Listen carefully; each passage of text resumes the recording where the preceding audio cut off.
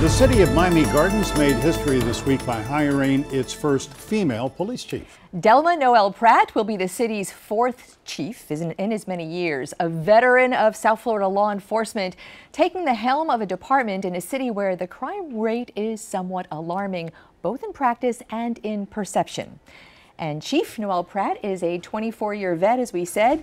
Here with us this morning, she started as a public service aide for the City of Miami Police Department in the late 80s, climbing the ranks to her current position with the Miami-Dade Department as division chief, about to be the new police chief for the City of Miami Gardens come May 1st officially. Exactly. Congratulations. Thank you so welcome. much. Great to see you. Congrats. Welcome. Thank you, Michael. We're glad to have you here.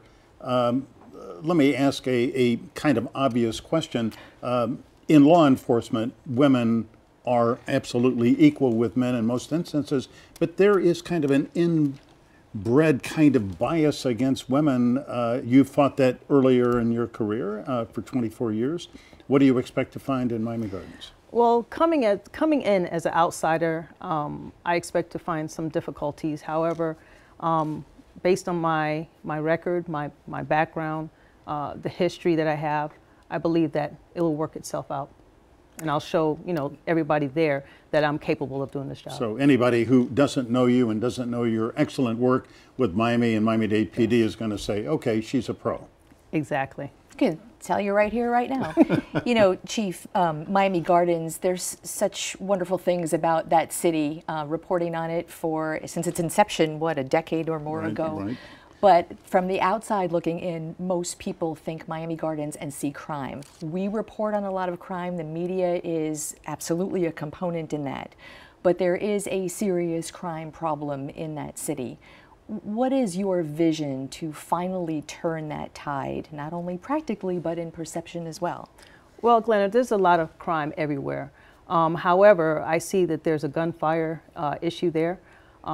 First of all, I have to get in there, make sure that I develop a plan, make sure I have a team in place to handle that, make sure that my officers are out there visible, make sure that we do intelligence-based prevention of crime, that we work proactively, work in partnership with other agencies, whether it be federal agencies, local agencies, and make sure that we prevent crime in the area. Is that not being done now?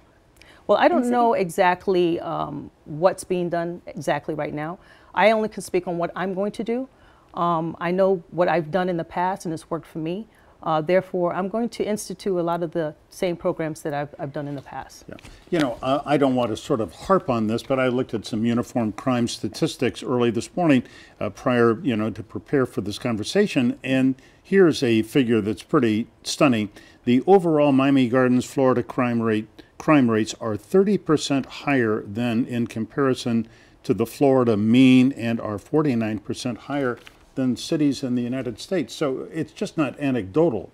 I mean, it is statistical. There is a serious crime problem in the city where you are taking over. Exactly.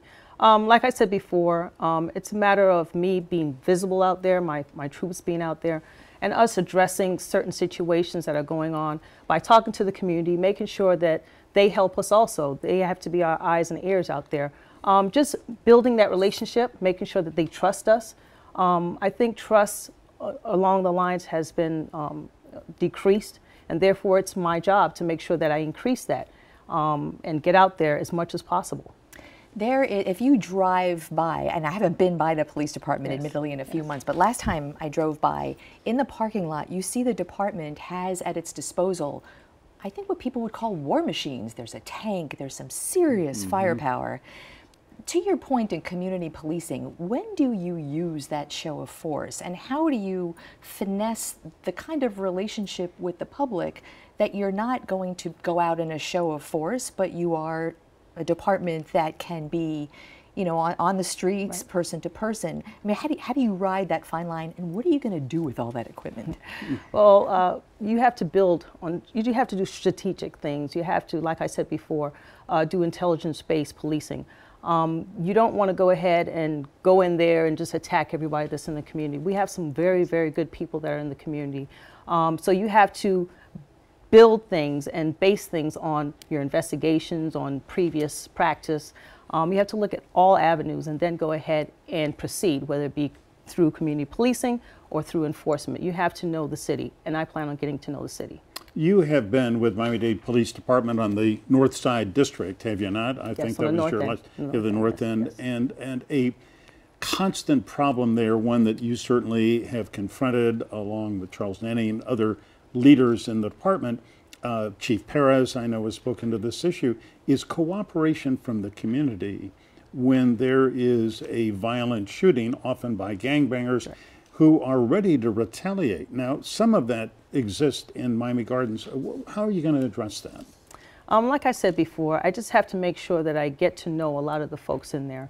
There are a lot of good folks that live in the city of Miami Gardens, and I have to be visible. I have to make sure that I go to people's houses, talk to them, let them know that they can. Community meetings, civic meetings? Correct. You know, go to the UPPAC meetings, meetings like that. Just make sure that they know that I'm here for them. I'm here to support them, and I am their chief. So therefore, they can come to me, talk to me about whatever they want to, and I will listen to them. What is, in your view, the biggest challenge you're going to face on May 1st? Biggest challenge coming in as an outsider, getting to know the troops, getting that understanding, that trust from them. I think that's the biggest part of my job initially.